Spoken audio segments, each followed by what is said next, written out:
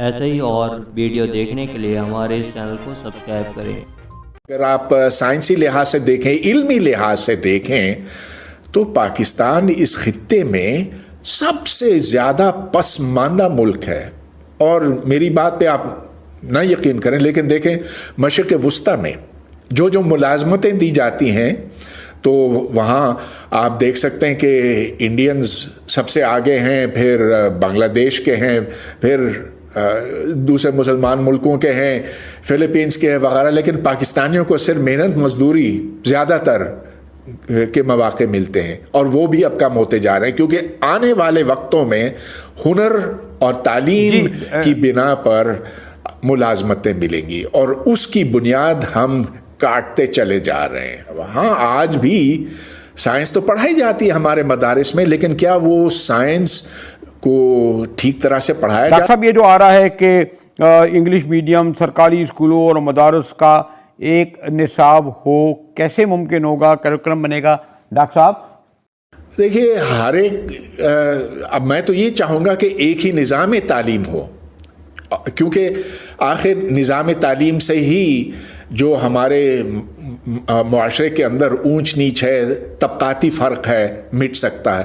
میں ضرور یہ چاہوں گا، لیکن صرف ایک نصاب کرنے سے نہیں ہوتا، کیونکہ نصاب کے علاوہ اسکول ہیں، وہ اسکول جہاں آپ فیس 500 روپے دیتے ہیں یا 1000 روپیہ دیتے ہیں ماہانہ، اور وہ اسکول جس طرح کے ہمارے وزیر اعظم صاحب کا ہے HSN کالج، جہاں 50 60 70 ہزار روپیہ ماہانہ فیس ہے، تو کیا صرف یہ کہنا کہ بس ہم نے ایک نصاب کر دیا کافی ہے؟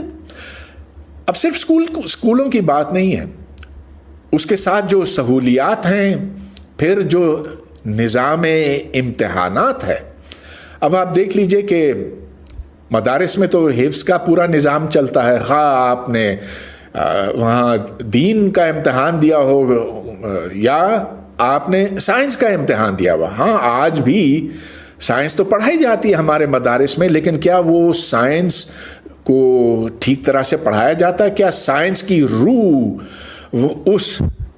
اس پڑھانے کے طریقے میں موجود ہے، یا یہ صرف ایک خانہ پوری ہے؟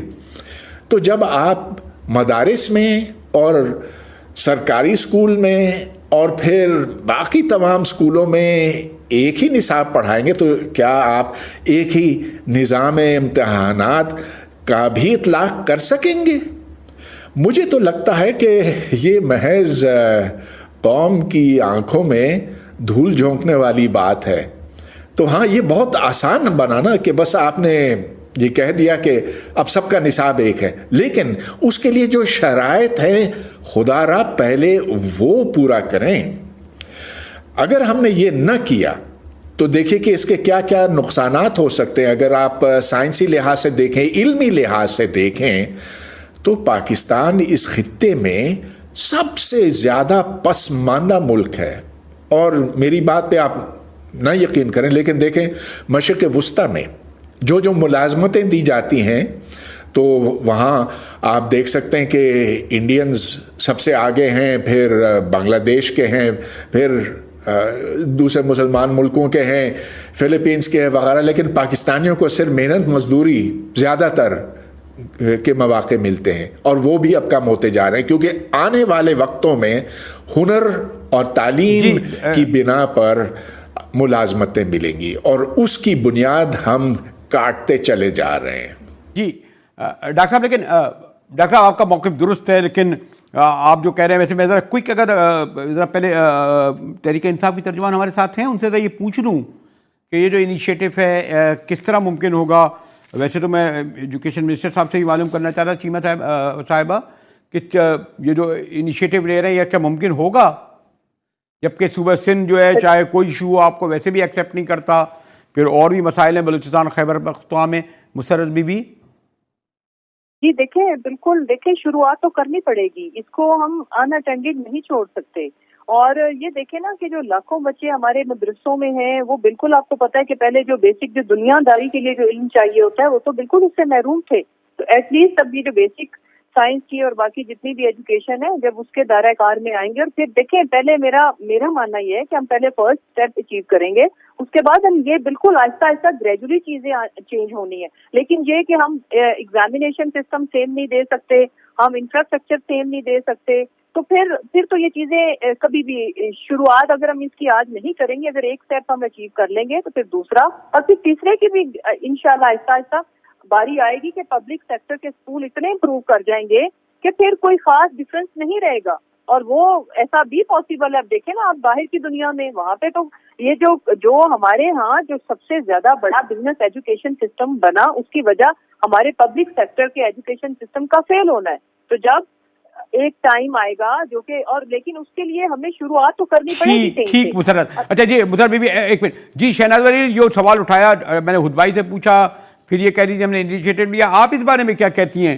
یہ تو چلے پنجاب والوں سے میں رائے صاحب کو بعد میں الگ رکھتا ہوں، ان کا ایشو الگ ہے کہ یہ جو ایک نصاب. ایک سیکنڈ میں صرف ایڈ کروں کہ ہم نے کافی زیادہ اسکولس پہ کام کیا. اگر اس کا مجھے آپ موقع دیں گے تو پنجاب گورنمنٹ نے جو کچھ کیا ہے وہ میں آپ کو بتا سکتی ہوں کہ ہم کن لائنز پہ کام کر رہے ہیں. اس کے لیے میں الگ آپ کو بلاؤں گا نا ایک پروگرام میں پورا پنجاب کا ایجوکیشن کرنے کے لیے وقت پہ.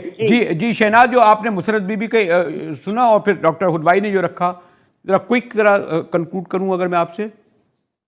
جی نصاب کے بارے میں یہ ہے کہ یہ پہلی دفعہ نہیں ہے کہ نصاب کو ریفارم کیا جا رہا ہے یا ریویو کیا جا رہا ہے یا ایک نیا نیشنل کریکولم لایا جا رہا ہے. پاکستان میں پہلے سے ہی ایک نیشنل کریکولم ہے. یہ کوئی خلا میں سکولز نہیں چل رہے اور ٹیکسٹ بکس نہیں لکھی جا رہی. تو بات یہ ہے کہ جو نیشنل کریکولم ہے اس کے علاوہ جو پرائیویٹ سکولز ہیں، نجی ادارے ہیں، جو کہ 2-3 قسم کے پرائیویٹ سکول سسٹم چل رہے ہیں. ایک تو وہ ہے جو کہ بہت زیادہ فیس چارج کرتا ہے، جہاں پہ جو والدین جن مالدار والدین ہیں، ہائی انکم گروپس ہیں، وہ اپنے بچوں کو بھیجتے ہیں. ان اسکولوں کی فیس 20,000 30,000 35,000 40,000 تک بھی جاتی ہے. پھر دوسرے پرائیویٹ سکولز ہیں جو درمیانے طبقے کے لیے ہیں. کچھ بہت بڑی تعداد میں پرائیویٹ سکولز ایسے بھی ہیں جو کہ 500 روپے فیس بھی چارج کرتے ہیں، 700 800 1200. ان اسکولوں میں بھی گورنمنٹ کا ہی نصاب پڑھایا جا رہا ہے. تو یہ جو نیا ایک نیشنل کریکولم کی بات کی جا رہی ہے، یہ سنگل نیشنل کریکولم کی جو بات کی جا رہی ہے، یہ فرق ہے. سنگل نیشنل کریکولم کے بارے میں جو فیڈرل گورنمنٹ نے میٹنگز کی ہیں، جو شفقت محمود صاحب نے کونسل اور کمیٹی بنائی تھی، انہوں نے ایکسپرٹس کی کمیٹیز بنائی. ان کا یہ کہنا ہے، ان کی کونسل کا، کہ یہ سنگل نیشنل کریکولم سارے اسکولوں میں پڑھایا جائے گا. اس پر 2-3 قسم کے اہم نکات ہیں جو میں آج پیش کرنا چاہ رہی ہوں.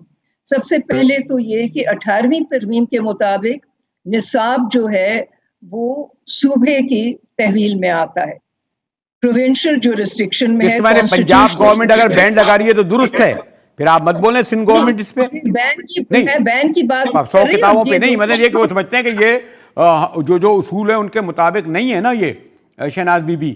تو اگر آپ نے پروونس کو یہ دے دیا، آپ نے سندھ میں اسی طرح کچھ اور اصول نافذ کر دیے کہ نہیں. ایک منٹ مجاہد صاحب پلیز، اس بات کو آپ زیادہ کنفیوز نہ کیجئے.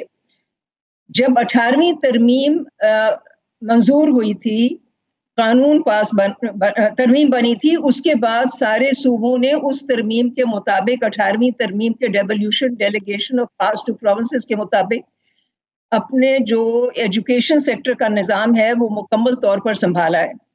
اب کریکولم کے اوپر پوزیشن حکومت سندھ کی تو کافی واضح ہے.